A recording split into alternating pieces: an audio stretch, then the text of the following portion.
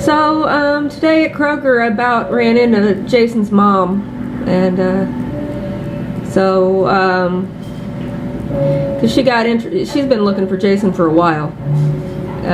She actually visited a few times, but it wasn't the right time for things, and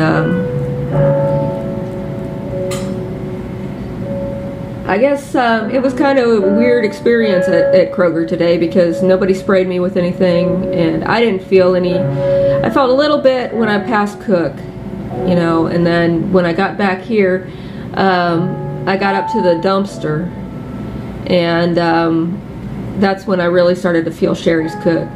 And when I was walking past, I just said out loud, "Hey, you know, I could feel your Cook clear down at the dumpster, just so you know." And then she was like all pissed off and came down here outside my window and said, "You don't have to say things like that." And then a guy came by and was like being real threatening and stuff.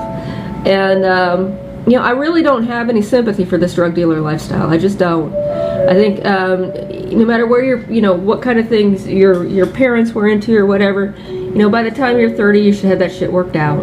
And we are all well past 30 around here. You know, and sometimes part of working that shit out is going to fucking jail, you know. So that's part of getting it straightened out, if that's the kind of person you are. And you know, some people can straighten it out without that, and some people can't.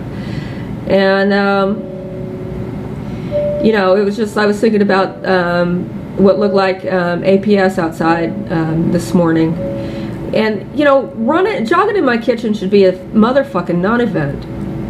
And so should going to Kroger, so should talking out loud, because that's how I think. If I don't talk out loud, I'm gonna forget a lot of stuff, and then they're gonna complain that I'm running down there every day or twice a day because I'm forgetting shit. So going to get my mail should be a non-event. In fact, if the mailman's there, I shouldn't be worried about asking him about stuff, thinking he's going to do vindictive shit. Anyway, Commando was saying that, you know, her and Gramps had a relationship, and certain things were sorted out at that time, and that he will only, you know, Bubba's only going to see her at night, and especially because he's completely on the up and up, and she's going to make sure he stays that way. And the same with me and Jason. And so I don't know if she's going to be hanging out around here. We did talk about, and she is really smart, you know.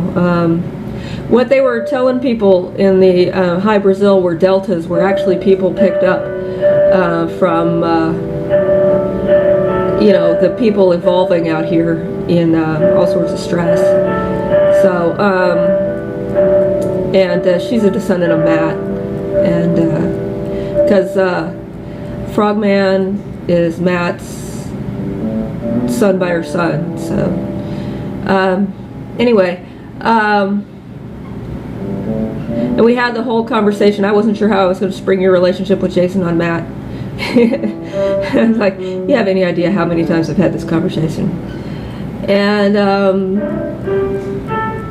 so what else? There's something else I was going to say. I kind of got spaced it off or something.